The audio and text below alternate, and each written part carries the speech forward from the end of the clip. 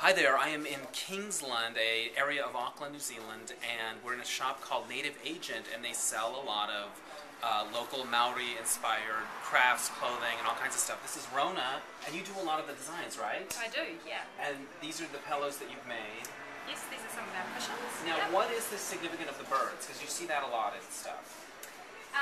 Well, they're all different. They're all sort of based on our native birds, Right. which some of them are endangered and some of them are actually extinct already. So Right. For me it's sort of about, we have a really strong connection with our native birds and flora and fauna. Right. So for me they're sort of, the kaitiaki and sort of about Right. What I've noticed with some of the stuff that's has military stuff like that, it's like really embracing of like the dark parts of the history and the conflict. It's not like, oh, let's pretend that never happened. It's very much a part of the history that is depicted. So, I think going through school here, a lot of that stuff is not sort of talked about. Right. And personally, I think that that's a really, I think it's a really important part of our history, and it's something that a lot of people do shy away from and find it hard to talk about. Right. But for me, I think that it's really important for us to confront that and maybe not embrace it, but certainly confront it and deal with it. And in order to kind of move on, I think that we need to actually kind of acknowledge that that's the past. And own what went on. Well, in addition to being very full of meaning and stuff, it's just beautiful stuff. So congratulations. I wish I could take it all home with me. You're most welcome to. All right. Thanks a lot.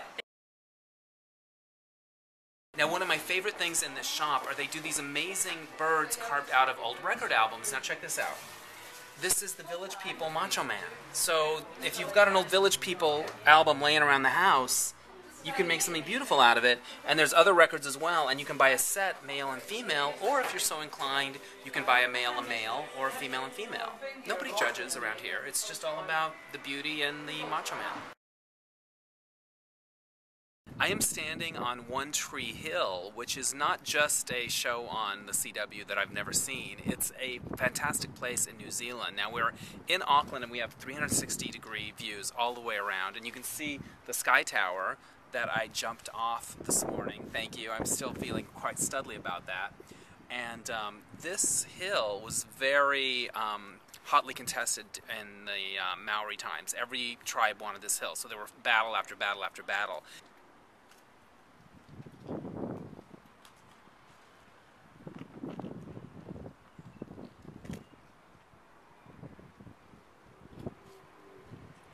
Actually, the whole area of Auckland was thought of as the prime real estate. So there's a slang that it's like the girl with 1,000 suitors or whatever. Like everyone wanted a piece of that island or this area of land. So Auckland is like the hot guy in the bar that everyone wants, and you try to give him your number, and maybe he calls and maybe he doesn't, because he has that kind of power. But it's really, really beautiful here.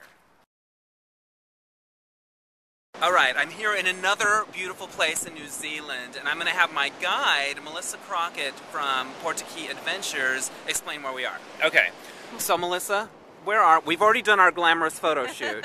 We have. I know.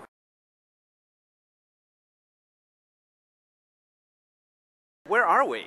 Well, kia ora. We're on Piha Beach, so this is on the west coast of Auckland. Right. We're about 40 minutes from the central city. Right. And this is one of our gorgeous black sand west coast beaches. Right. So this is where we come to have fun in the sun. We've got the final rays of it today. Right. Usually go surfing, so there's usually a whole lot of hot surfer boys and girls out here. Nice. But it's kind of a little bit desolate today, which is also very cool. So we're just out here checking out sunset before we head back into the city. Right, I'm going to pan over to the sunset.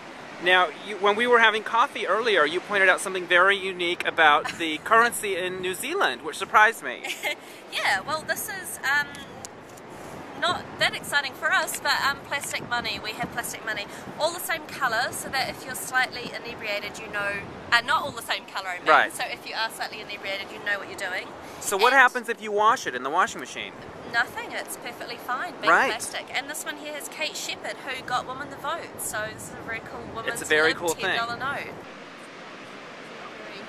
Now you specialize in Maori culture and Yeah. giving people tours to contemporary Maori culture, and you have Maori in your background. Yeah, I'm part Māori as well, and Maori culture is very integrated in mainstream society in New Zealand, so we're pretty lucky in that way. Our Indigenous culture is very much incorporated into lifestyles of pretty much every New Zealander.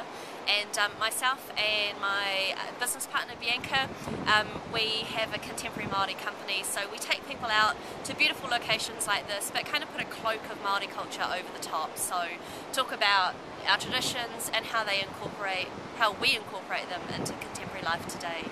And I love your necklace and thanks.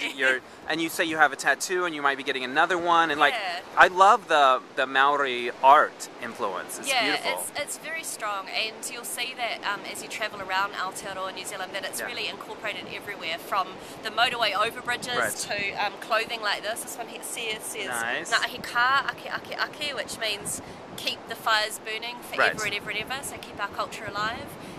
We incorporate it into everything, really. Yeah. Okay, I'm going to go out to a gay bar for the first time in the next couple of days. What's a word that I should know in Maori? Takatapue.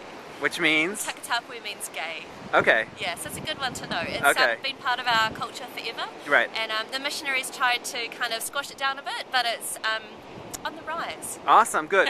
What if I want to tell somebody that they're beautiful? You would say tino atahua. Tino Atawa. Yeah, okay. tino atahua. Very beautiful. You are very beautiful. Now, on the way over here, Melissa pointed out another beach where they shot The Piano with Holly Hunter, which we all remember, and everyone also remembers the movie Whale Rider.